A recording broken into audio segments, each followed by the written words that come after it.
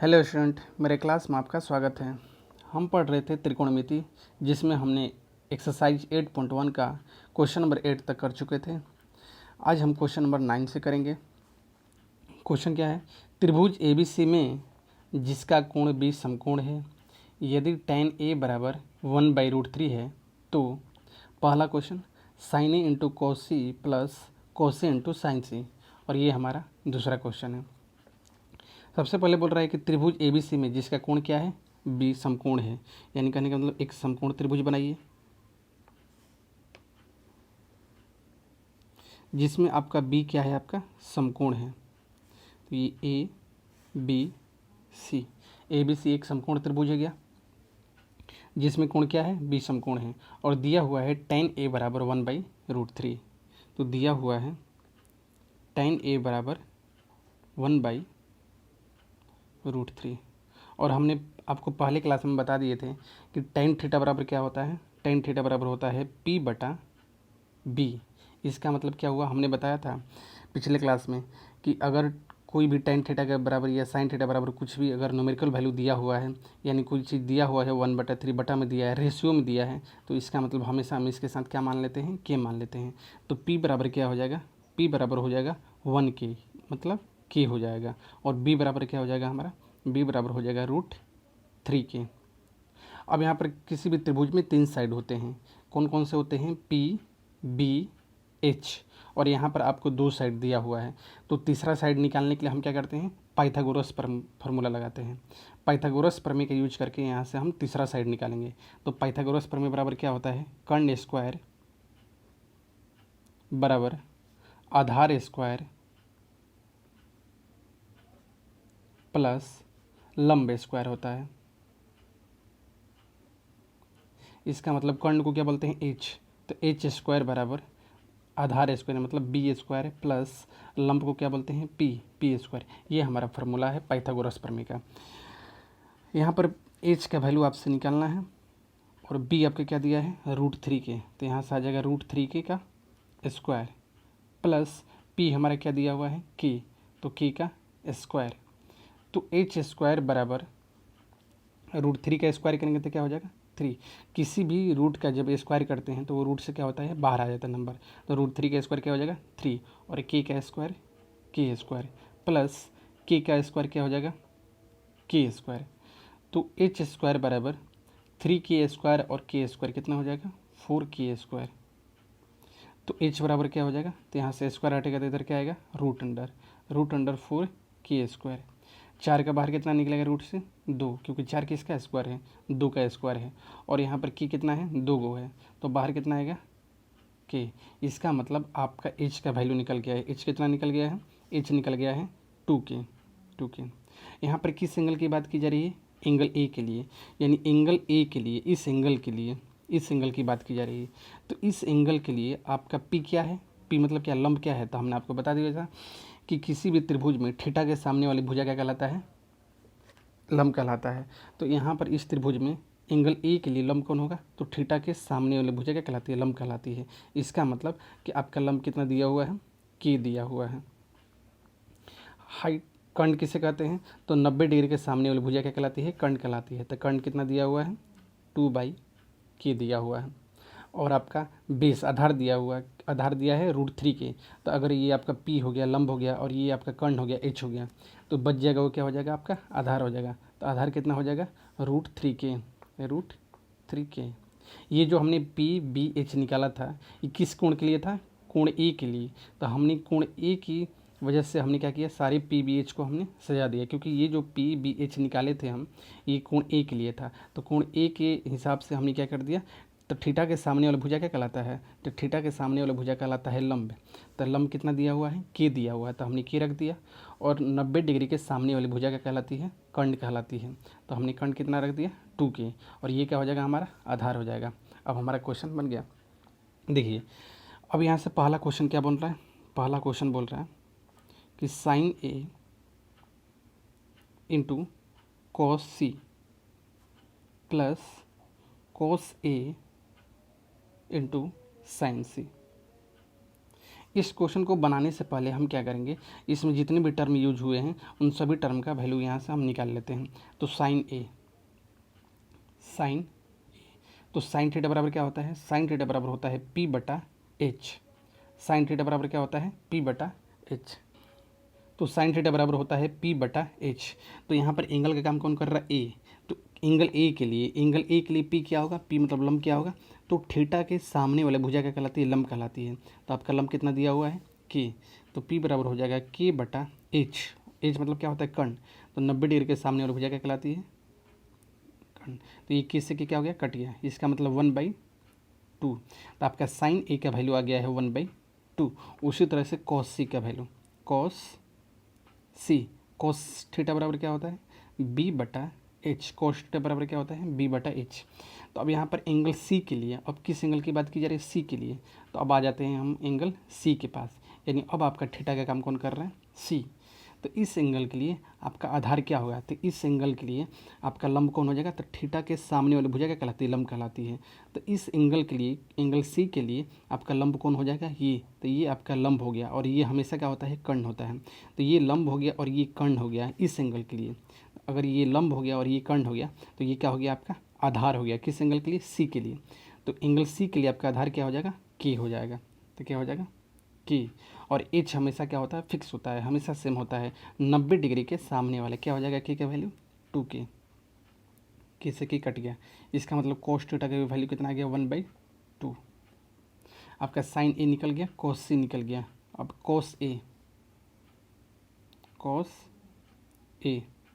तो cos theta बराबर क्या होता है, बी बटा एच। कोस थीटा बराबर होता है बी बटा एच।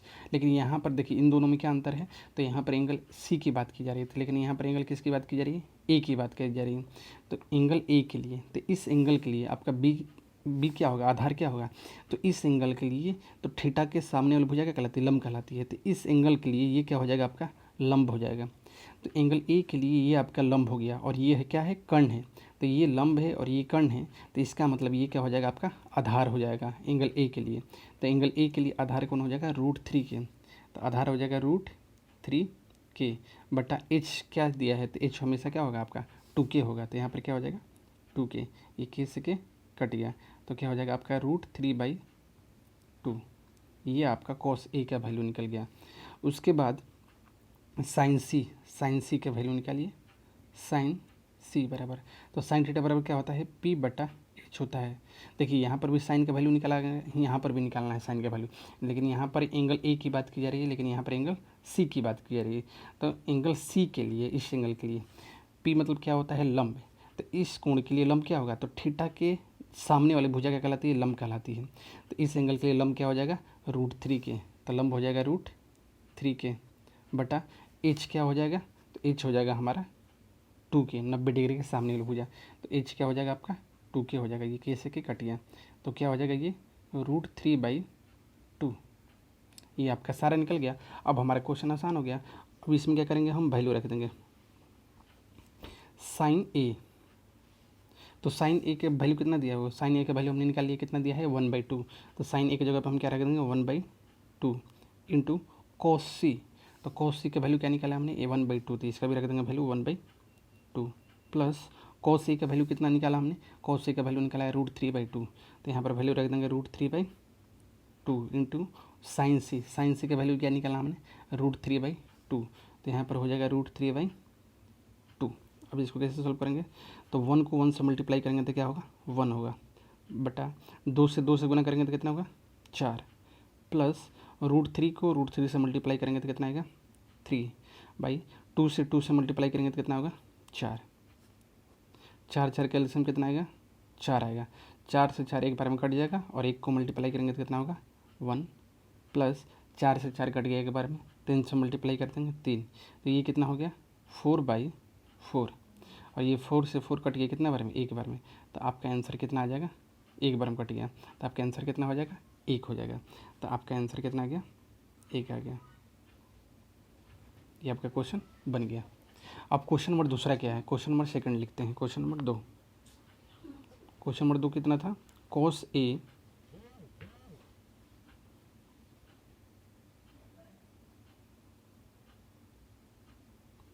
इंटू कोस सी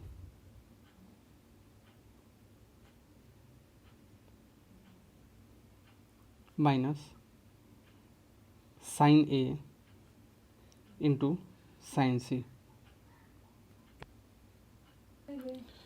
तो यहाँ पर हमने क्या करेंगे, कोस ए इंटू कोस सी, यहाँ से क्वेश्चन हमने लिख दिया कोस ए into cos C minus sine A into sine C. तो कोस ए into cos C minus sine A into sine सी।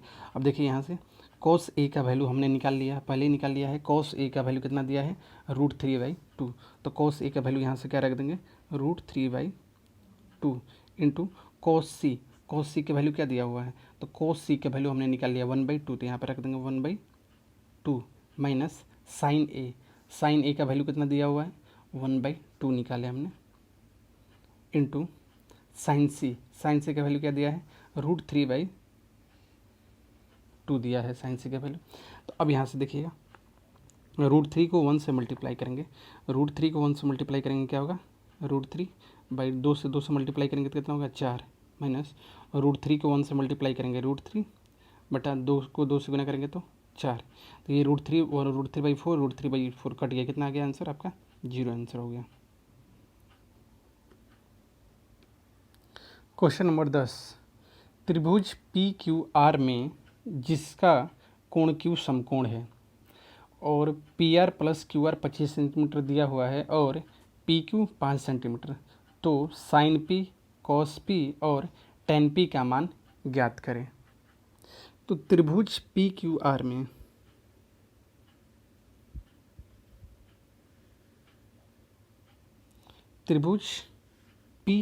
में जहाँ पर Q क्या है, समकोण है, Q क्या है, समकोण है, तो PQR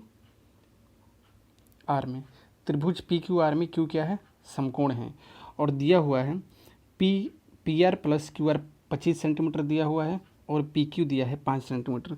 तो आपका PQ, ये वाला लाइन जो PQ है वो दिया हुआ है 5 सेंटीमीटर, और यहाँ पर क्या दिया हुआ है, PR प्लस QR बराबर दिया हुआ है 25 सेंटीमीटर। तो आपका PR प्लस QR बराबर दिया है 25 सेंटीमीटर, तो यहाँ से आपका PR बराबर क्या हो जाएगा, PR बराबर, तो ये प्लस में उधर जाएगा तो क्या में हो जाएगा, माइनस में हो जाएगा, तो 25 माइनस QR, इसको मान लेते हैं समीकरण 1। अब यहाँ से यूज करते हैं पाइथागोरस प्रमेय।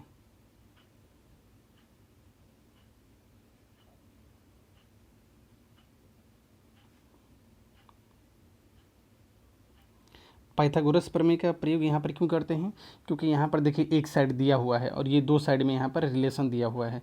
तो आपको हम पहले ही बता चुके हैं कि कभी भी साइड में अगर आपको रिलेशन पूछे या कभी भी आपको साइड निकालना हो तो आपको हमेशा पाइथागोरस प्रमेय का यूज करना है। तो पाइथागोरस प्रमेय क्या बोलता है, कर्ण स्क्वायर बराबर आधार स्क्वायर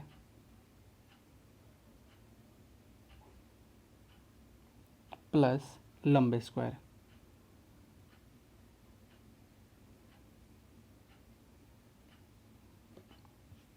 तो यहाँ पे क्या हो जाएगा कि कर्ण स्क्वायर बराबर आधार स्क्वायर प्लस लंब स्क्वायर। अब आपका कर्ण कितना दिया हुआ है, तो कर्ण किसे कहते हैं, तो 90 डिग्री के सामने वाली भुजा क्या कहलाती है, कर्ण कहलाती है। यानी कर्ण मतलब क्या हो जाएगा, PR। तो आपका कर्ण कितना हो जाएगा, PR। तो PR स्क्वायर बराबर आधार, आपका आधार क्या हो जाएगा, PQ। तो आपका आधार कितना दिया होगा, 5। तो आधार कितना हो जाएगा, 5 के स्क्वायर प्लस लंब, आपका लंब कौन हो जाएगा, तो आप लंब क्या हो जाएगा, तो नॉर्मली अगर कुछ नहीं कहा जाए तो आपको थीटा क्या मानना है, P को। तो इस थीटा के सामने वाला भुजा क्या कहलाएगा, लंब, यानी QR आपका क्या हो जाएगा, लंब हो जाएगा। तो QR का स्क्वायर। अब समीकरण ए से आपका PR का वैल्यू यहाँ पर दिया हुआ है, PR का वैल्यू क्या दिया हुआ है, 25 माइनस QR। तो हम PR की जगह पे 25 माइनस QR लिख सकते हैं। तो यहाँ पर लिखेंगे 25 माइनस QR का स्क्वायर बराबर 5 का स्क्वायर 25 प्लस QR का स्क्वायर। यहाँ पर ब्रैकेट में लिख दीजिएगा समीकरण 1 से। समीकरण 1 से हमने यहाँ पर क्या किया, PR का वैल्यू रख दिया है। अब ये A माइनस बी का होल स्क्वायर हो गया। तो A माइनस बी का होल स्क्वायर क्या होता है, A square. A minus B का होल स्क्वायर होता है A स्क्वायर, यानी कहने का मतलब कि 25 का स्क्वायर कितना होगा, 625 प्लस बी स्क्वायर मतलब क्यू आर का स्क्वायर, तो A square plus B square minus 2ab, तो 2ab यानी क्या होगा आपका क्यू आर ये हो गया आपका a माइनस बी का होल स्क्वायर। तो a माइनस बी का होल स्क्वायर क्या होता है, तो a square plus B square minus 2ab ये हो गया, और दिया हुआ है 25 प्लस क्यू आर का स्क्वायर। तो ये क्यू आर स्क्वायर प्लस में है, उधर जाएगा तो क्या चिन्ह हो जाएगा माइनस आ जाए, तो यानी क्यू आर स्क्वायर से क्यू आर स्क्वायर का हो गया कट गया, क्योंकि ये प्लस में उधर जाएगा तो क्या चिन्ह हो जाएगा माइनस में, तो ये क्यू आर स्क्वायर का हो गया कट गया।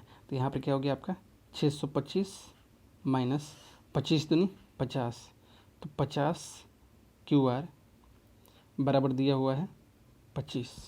ये 25 आपका प्लस में, इधर आएगा तो क्या चिन्ह होगा माइनस में, यानी 625 माइनस 25, और ये माइनस 50 क्यू आर है, ये माइनस में, उधर जाएगा तो क्या चिन्ह हो जाएगा प्लस में, तो इधर आ जाएगा तो क्या हो जाएगा 50 क्यू आर हो जाएगा। अब ये घटेगा तो कितना हो जाएगा 600 बराबर 50 क्यू आर, ये 50 गुना में, इधर आएगा तो क्या चिन्ह होगा भागा में होगा, यानी आपका क्यू आर बराबर आ जाएगा 600/50। ये काटिएगा तो कितना बार में कट जाएगा 12 बार में, 12 5 60, यानी कहने का मतलब कि आपका क्यू आर का वैल्यू कितना आ गया है 12 आ गया है। आपका क्यू आर का वैल्यू निकल गया है कितना 12। और समीकरण 1 से देखिएगा, समीकरण 1